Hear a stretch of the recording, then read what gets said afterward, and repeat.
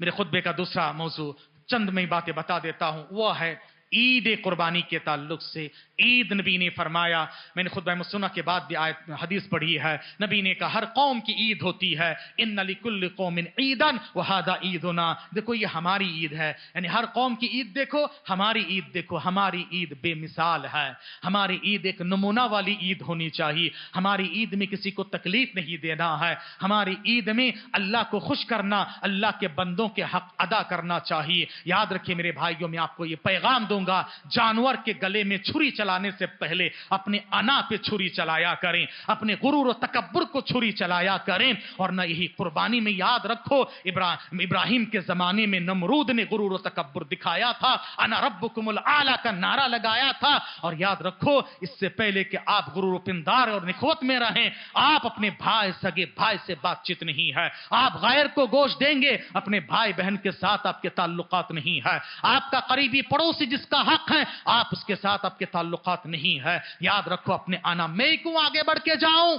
हाँ, आगे बढ़ के जो सलाम करे, नबी ने फरमाया सबसे बेहतर है आप हक पर होते हुए आगे बढ़ो, अल्लाह तबारक तआला आपको अजर अजीम से नवाजेगा। याद रखिए, ऐसा नहीं है कि कोई आगे बढ़ा तो वो झुक गया, वो हार गया, अल्लाह ताला बेहतर जानता है। इसलिए सबसे पहले अपने अना को ज़बा करो, उसके बाद जानवर के ज़बे गले में छुरी चलाया करो। और ईद के दिन खवातीन से गुजारिश है कि बेपर्दगी, बेहयाई और यानी से परहेज गुरेज करें, गलाजतों को, गंदगियों को यहाँ वहां फेंकने से परहेज गुरेज करें, और दीगर मजाहिब के लोगों को मजहबी ठेस ना पहुंचाएं, बल्कि हमें और आपको चाहिए एहतियात और इत्मीनान के साथ हर चीज को अंजाम दिया करें। और कुर्बानी का गोश्त क्या गैर मुस्लिम को दिया जा सकता है? बिल्कुल, कुर्बानी का गोश्त गैर मुस्लिम को दिया जा सकता है, जो देने से नाराज नहीं होगा और कोई कार्रवाई नहीं, बल्कि उनको देना चाहिए, दे सकते हैं। एक बात मैं आपको बबांगे दोहल कहता हूं, पहली बात, जो जिन जानवरों पर पाबंदी है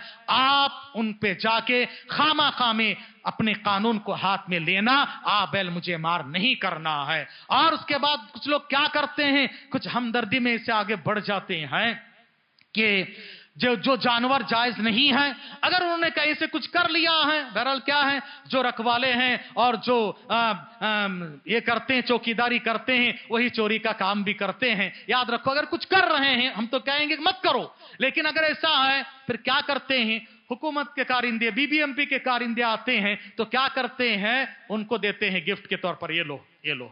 उसके बाद फिर हड्डियों को, याद रखो, ये लोग जायजा लेते हैं, कौन से घर में क्या हड्डी निकली है जरा बताओ, हाँ आप कहां हो। इसीलिए फिर उसके बाद कहा इस घर में गैर कानूनी जो जानवर है उसकी हड्डियां आई है, उसका गोश्त आया है। इसीलिए मेरे भाइयों, एहतियात करो, परहेज करो, वरना मुश्किलात में आप घिर सकते हो। कोशिश करो कि जहां तक हो सके हम सही तरीके से जाए, गलत कदम ना उठाएं। तो ये कुर्बानी और कुर्बानी के ईद के ताल्लुक से बातें थी। ईद की नमाज के बाद कब्रिस्तान की जियारत, ईद की नमाज से, ईदगाह से सीधा कब्रिस्तान जाना, जियारत करना, यह सहाबा इकराम से, सलफ सालीन से साबित नहीं है, क्योंकि इबादत के वक्त भी अल्लाह ताला मुतय्यन करता है और यह जियारत एक इबादत की तरह है। लिहाजा ईद के दिन यह वक्त आप मुतय्यन कर रहे हो, शरीयत में नहीं है। आम है तो आम हालत में जाए, खास हालत के लिए खास दलील चाहिए नहीं है। इन चीजों से परहेज गुरेज करें। दुआ कीजिए रब्बुल आलमीन से अल्लाह तबारक तआला हमें और आपको ईद कुर्बानी को सुन्नत रसूल के मुताबिक अंजाम देने की तौफीक अता फरमाए। अल्लाह तबारक तआला सारे लोगों को हैसियत और इस्तिताअत अता फरमाए। और आपसे एक मैं दर्दमंदाना अपील और गुजारिश करूंगा, हर साल करता हूं, आप कुर्बानी करते हो, कुर्बानी के गोश्त सबसे पहले अपने अड़ोस पड़ोस में, जान पहचान में जो गरीब हैं, कुर्बानी नहीं कर सकते हैं, उनके घर को अपने घर से पहले उन्हें पहुंचाया करो, क्योंकि वो भी इंसान है, उसके दिल में भी दिल है, उसके जिस्म पे खून है, वो भी सोचता है कि भाई आज कुर्बानी के दिन मैं जाके गोश्त के दुकान में ठहरूं तो लोग कहेंगे इसके घर में कुर्बानी नहीं हुई है। उसको भी गैरत आती है, उसकी भी इज्जत का सवाल है। आप उसको उस दिन बेनियाज रखो, खुश होगा, दिल से दुआ देगा। और उससे बढ़ के मैं आपको बहुत बड़ी बात कहने जा रहा हूं, अगर अल्लाह ताला ने आपको हैसियत दी है, अल्लाह और दे, इस्तिताअत दी अल्लाह और दे, आप एक से जायद कुर्बानियां करते हो, आप एक बकरा एक गरीब के घर में पहुंचा दिया करो, अल्लाह اللہ اکبر، غریب کا دل باغ باغ ہو جائے گا. غریب کا بچہ بھی پوچھتا ہے ابو جان ہمارے گھر میں بکرا نہیں آئے گا. غریب کا دل پاش پاش ہو جاتا ہے. اس کو کیا پتا ہے کہ غربت کیا ہے، مال کیا ہے، دولت کیا. بچہ کو کیا پتا ہے ہمارے گھر میں بکرا نہیں آئے گا، ہم بکرے سے نہیں کھیلیں گے. باپ کا دل کیا ہوتا ہوگا یاد رکھو. اس لیے اگر آپ کرو گے ایک ایک سال میں ایک ایک غریب، اللہ اکبر، آپ کو اللہ نے حیثیت دی ہے. آپ انجانے میں غریب کے گھر میں بکرا ہی پہنچا دیا کرو، اللہ اور برکت دے گا. دل سے دعا دے گا، دل سے دعا دے گا. یاد رکھو یہ نہیں کہ دعا کی درخواست، ایسا کام کر جاؤ لوگ یاد کر کر کے آپ کو دعائیں دے. تو ان باتوں کا خیال رکھیں. اور عید قربانی بھی عید ہے. جیسے رمضان میں ہم کٹس تقسیم کرتے ہیں کہ یہ عید نہیں ہے، اس میں بھی کرنا چاہیے، اس میں بھی کیا کرو تاکہ غریب لوگوں کو اطمینان و سکون کی عید ملے.